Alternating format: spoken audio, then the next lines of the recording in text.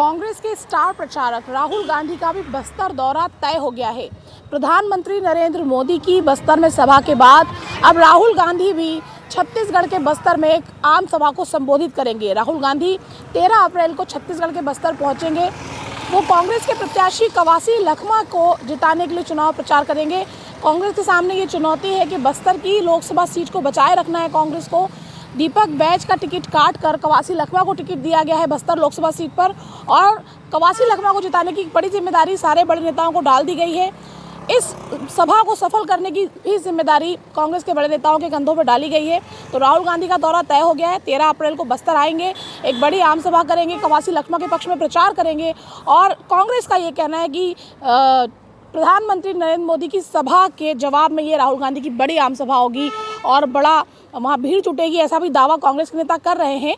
तो फिलहाल सबसे बड़ी खबर छत्तीसगढ़ की यही है पॉलिटिकल आज की, कि राहुल गांधी बस्तर आ रहे हैं।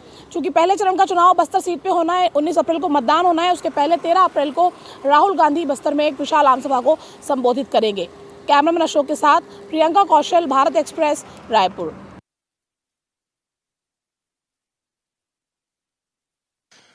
गुजरात के राजकोट से भारतीय जनता पार्टी के उम्मीदवार पुरुषोत्तम रूपाला के द्वारा क्षत्रियों के खिलाफ दिया गया बयान के बाद क्षत्रिय समाज लगातार आक्रोशित है। पिछले कई दिनों से राज्य में क्षत्रिय समाज लगातार प्रदर्शन कर रहा है। आज क्षत्रिय समाज की तरफ से यह घोषणा की गई थी कि भारतीय जनता पार्टी के प्रादेशिक कार्यालय कमलम का घेराव किया जाएगा। करणी सेना की तरफ से यह घोषणा की गई थी और आह्वान किया गया था कि तमाम लोग, क्षत्रिय संगठन से जुड़े हुए लोग कमलम पर पहुंचे और भारतीय जनता पार्टी के प्रादेशिक कार्यालय का घेराव किया जाएगा। उसके बाद राज्य के प्रादेशिक कार्यालय कमलम पर सुरक्षा व्यवस्था पुख्त कर दी गई थी। कमलम कार्यालय को जाने वाले तमाम मार्गों पर बैरिकेड लगा दिए गए थे, वाहनों की चेकिंग की गई और पूरा कमलम कार्यालय को छावनी में तब्दील कर दिया गया।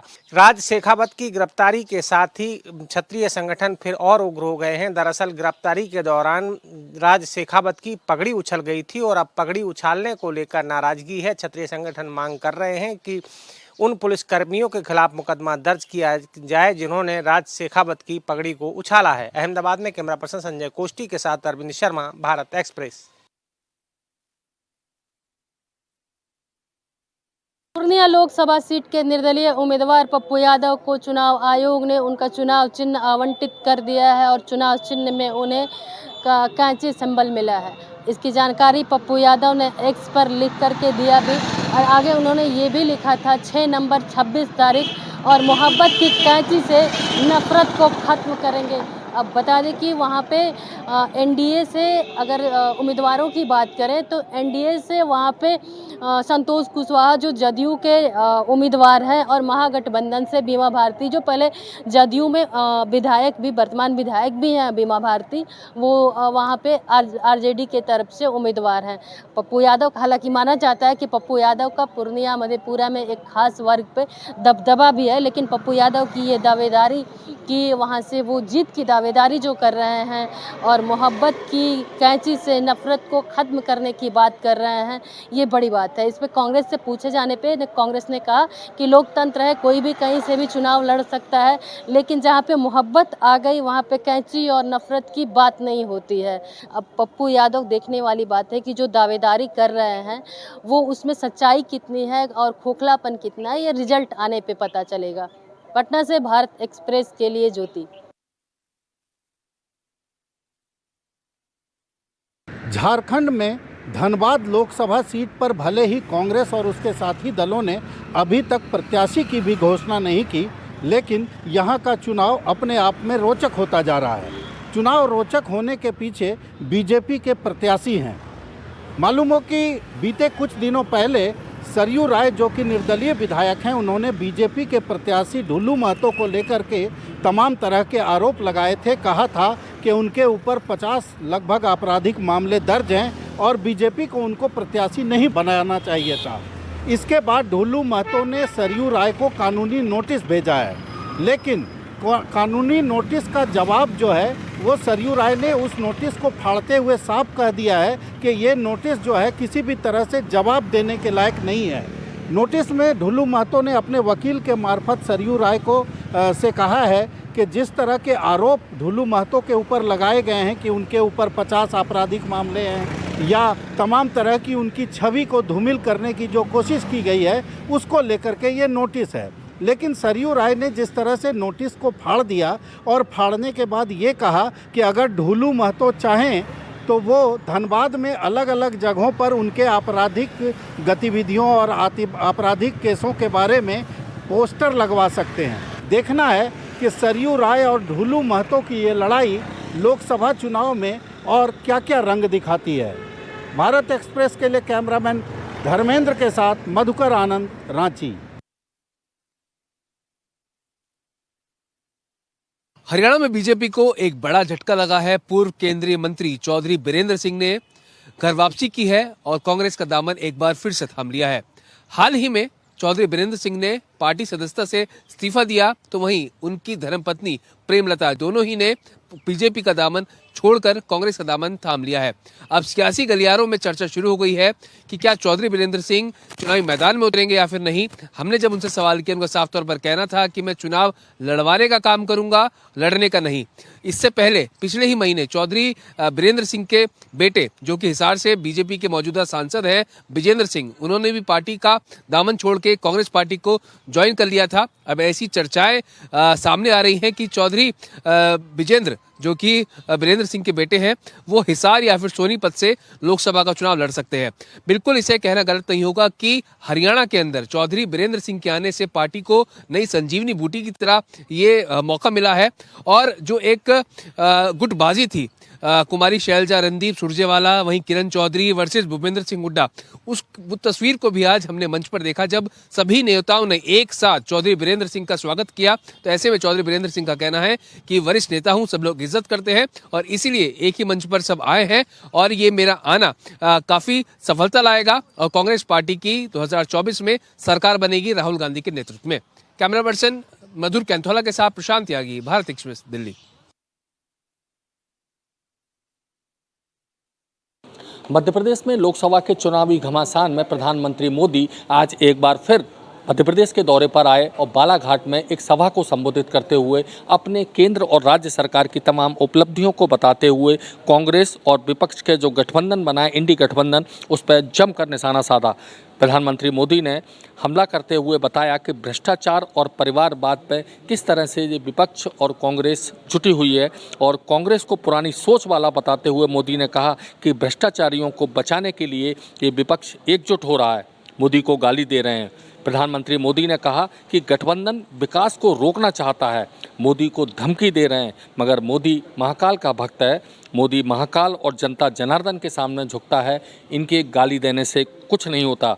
वहीं प्रधानमंत्री मोदी ने अपने विकास कार्यों को बताते हुए कहा कि ये एक विकास का रॉकेट है जो कि काफ़ी ऊंचाई तक ले जाना है। अब तक जो विकास कार्य हुए वो एक फुलझड़ी के समान है, दीपावली तो अभी आगे मनने वाली है। वहीं आदिवासी बाहुल्य बालाघाट और मंडला सीटों पर सीधे असर डालने वाली इस चुनावी सभा में प्रधानमंत्री मोदी ने आदिवासियों को बताया कि जल जंगल जमीन के लिए उन्होंने पैसा कानून बनाया है, जबकि कांग्रेस ने उनके लिए कुछ नहीं किया। और आदिवासियों को लेकर तमाम सारी बातें प्रधानमंत्री मोदी ने जिस तरह से बताई हैं कि किस तरह से उन्होंने आदिवासी जो महान क्रांतिकारी हुए हैं उनको सम्मान दिया है और आदिवासियों के लिए उन्होंने, उनकी सरकार ने क्या क्या काम किए हैं।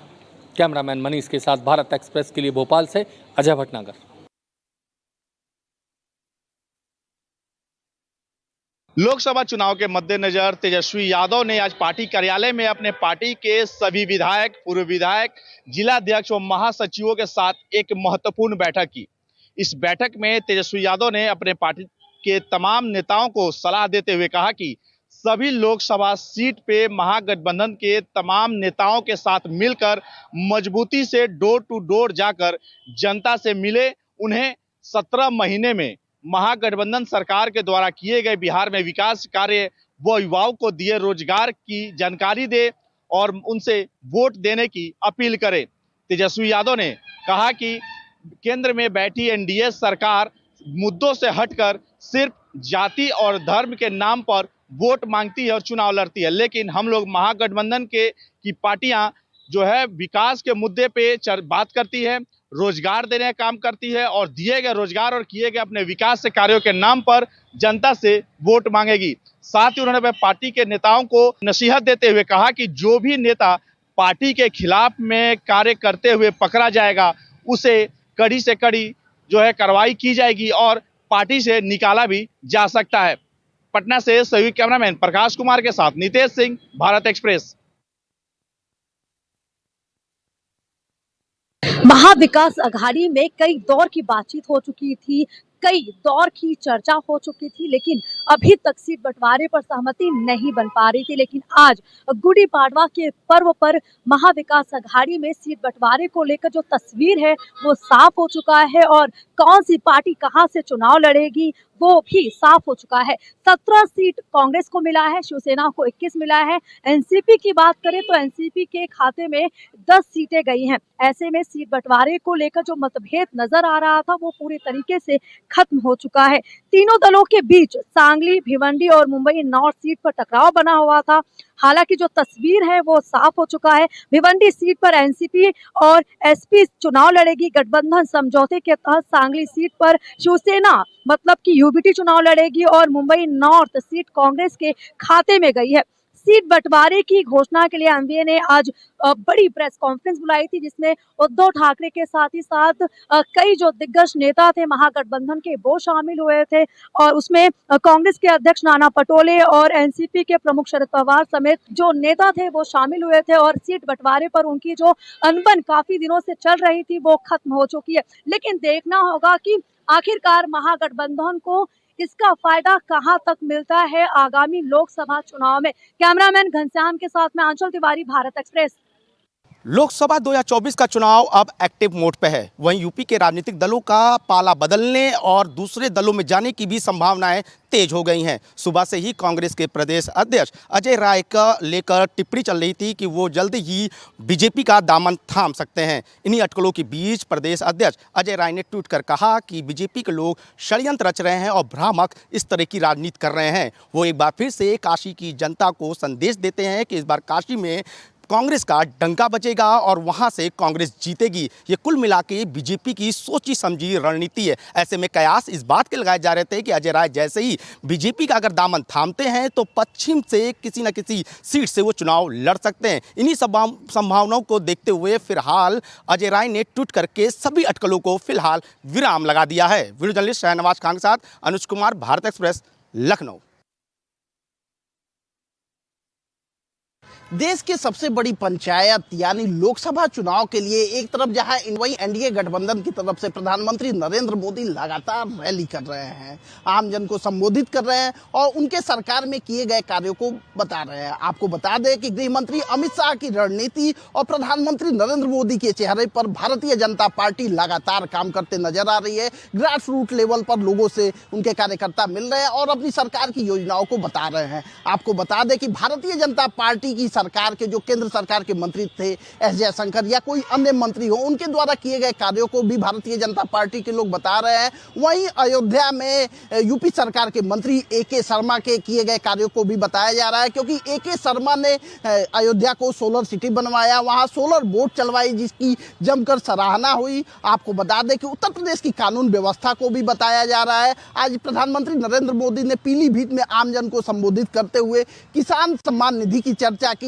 किसानों को टच करने की कोशिश की। आपको बता दें कि पीलीभीत में प्रधानमंत्री नरेंद्र मोदी ने जो जनसभा की उससे मात्र पीलीभीत ही नहीं बल्कि रुहेलखंड के हर एक लोकसभा को टच करने का काम किया, लोगों को महसूस कराया कि हम आपके साथ खड़े हैं, आपके दुख दर्द में आपके साथ खड़े हैं। ऐसे में 2024 की लोकसभा चुनाव से पहले प्रधानमंत्री नरेंद्र मोदी की ये ताबड़तोड़ जो रैलियां हो रही है वह कहीं ना कहीं भारतीय जनता पार्टी को और एनडीए गठबंधन को सियासी लाभ पहुंचाते नजर आ रही हैं।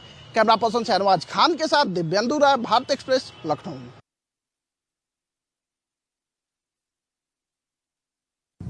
400 का टारगेट पार करने के लिए बीजेपी इस बार लोकसभा चुनाव में कोई कसर छोड़ना नहीं चाहती।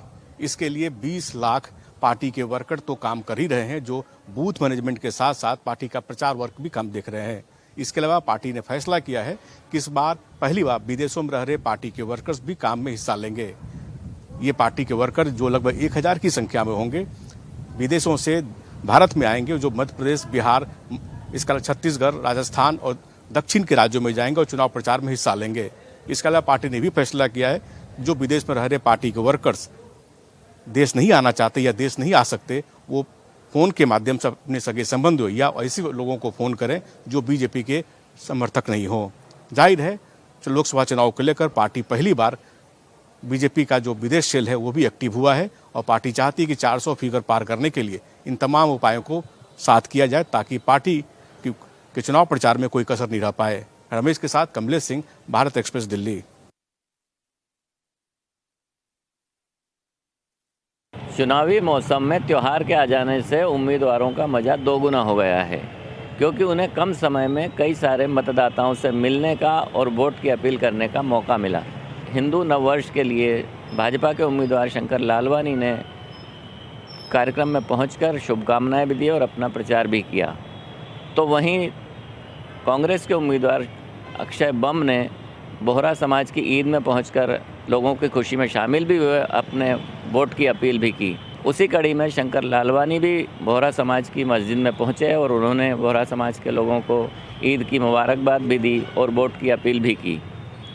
शंकर लालवानी सिंधी समाज से आते हैं और आज सिंधी समाज का भी चेटी चंड प्रोग्राम है, उसका भी वे राजनीतिक लाभ लेने से नहीं चूकेंगे। कैमरामैन इमरान खान के साथ जय व्यास, भारत एक्सप्रेस, इंदौर।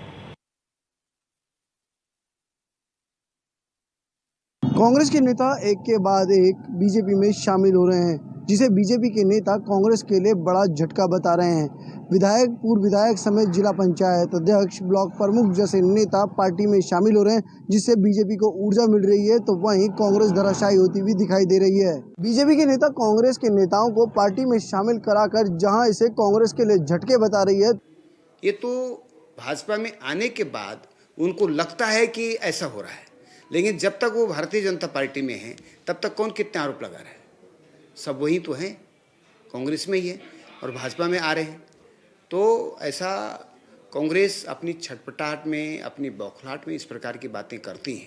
तो वहीं कांग्रेस के नेता इसे राहत भरी खबर बता रहे हैं। कांग्रेस के प्रदेश उपाध्यक्ष का सीधे तौर पर कहना है कि अभी समय है, ये लोग वहां पर जा रहे हैं, बाद में पता लगेगा कि कितने लोग बेहतर तरीके से काम करने वाले थे, जिनको उचित सम्मान कांग्रेस पार्टी में मिलेगा। सौरभ भाटिया, भारत एक्सप्रेस, देहरादून। जैसे जैसे चुनाव की तारीखें नजदीक आ रही हैं, वैसे वैसे राजनीति से जुड़े लोगों की धड़कनें तेज हो गई। लगभग सभी प्रत्याशी मैदान में उतर गए हैं और प्रत्याशी जनता से रूबरू होना भी शुरू कर दिए हैं। बसपा की बात करें तो बसपा ने 29 लोकसभा धौरा से श्याम किशोर अवस्थी पर भरोसा जताया और वे एक बड़े ब्राह्मण चेहरे के रूप में 29 लोकसभा धौरा से उतरे हैं। लोगों की माने तो उनके 29 लोकसभा धौरा से उतरने पर राजनीतिक समीकरण बदलते दिख रहे हैं। वहीं श्याम किशोर अवस्थी कुछ समय पहले बीजेपी के बड़े पदों पर भी रह चुके हैं, ऐसा लोगों का कहना है। उन्होंने भाजपा का दामन छोड़ बसपा का दामन थामा, जिसके बाद बसपा ने उन पर भरोसा जताते हुए उन्हें 29 लोकसभा धौरा से प्रत्याशी बनाकर उतारा है।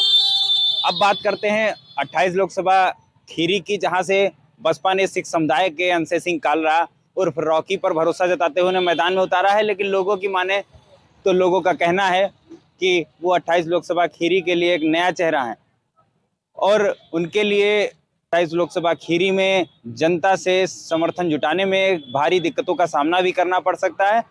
लेकिन फिर भी बसपा ने उन पर भरोसा जताते हुए उन्हें मैदान में उतारा है। अब इस दौड़ में संसद की कुर्सी तक कौन पहुंचता है, ये तो चुनाव के बाद के परिणाम बताएंगे। कैमरा सहयोगी किशन कश्यप के साथ मैं हर्ष गुप्ता, भारत एक्सप्रेस।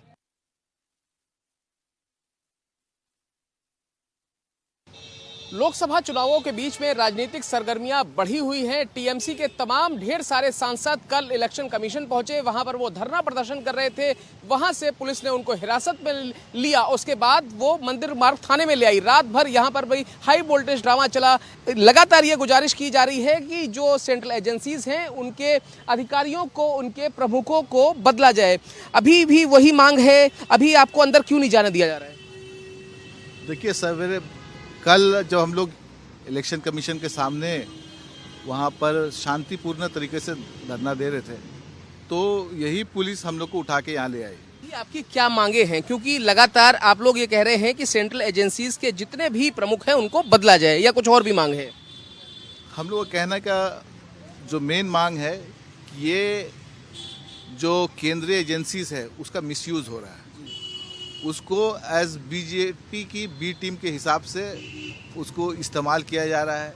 आप लगातार आप लोग ये कह रहे हैं कि जो मुख्य चुनाव आयुक्त हैं वो निष्पक्ष होकर काम नहीं कर रहे हैं, क्या ये सही है?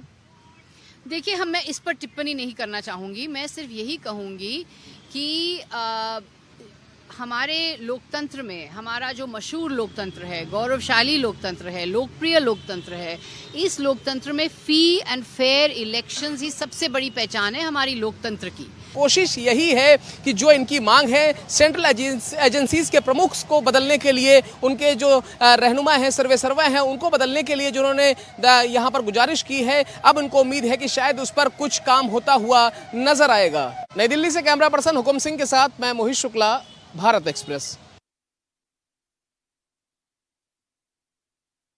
देश की सबसे हॉट सीट वाराणसी की लोकसभा सीट बनी हुई है। एक तरफ पीएम मोदी चुनावी मैदान में है, तो वही दूसरी तरफ इंडी गठबंधन ने अपने कांग्रेस के प्रदेश अध्यक्ष अजय राय को यहां से कैंडिडेट बनाया है।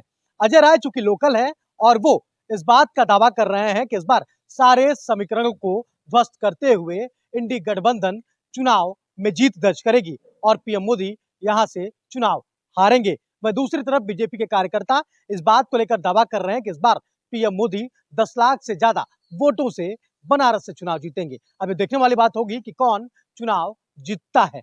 हालांकि एक वीडियो सोशल मीडिया पर बीती रात का तेजी से वायरल हो रहा है, जिसमें कुछ लोग लगातार एक दरोगा की पिटाई कर रहे हैं और भद्दी भद्दी गालियां दे रहे हैं। हालांकि इस वीडियो के वायरल होने के तुरंत बाद ही एक्स पर सपा के राष्ट्रीय अध्यक्ष अखिलेश यादव ने कहा कि ये वाराणसी का सीन है और यहाँ कुछ भाजपाई लोग एक दरोगा के साथ बदसलूकी कर रहे हैं, मारपीट कर रहे हैं। अब ये देखते हैं कि कब इन लोगों पर बुलडोजर की कार्रवाई होती है। वहीं दूसरी तरफ इंडी गठबंधन के प्रत्याशी और कांग्रेस के प्रदेश अध्यक्ष अजय राय ने भी इस पर पोस्ट किया। इस पर लिखा कि जिस तरह से आरएसएस के लोगों के सह पर कार्य कर रहे हैं और एक दरोगा के साथ बदतमीजी की जा रही है, वो निंदनीय है और इन पर तुरंत कार्रवाई होनी चाहिए। राहुल पांडे, भारत एक्सप्रेस, वाराणसी।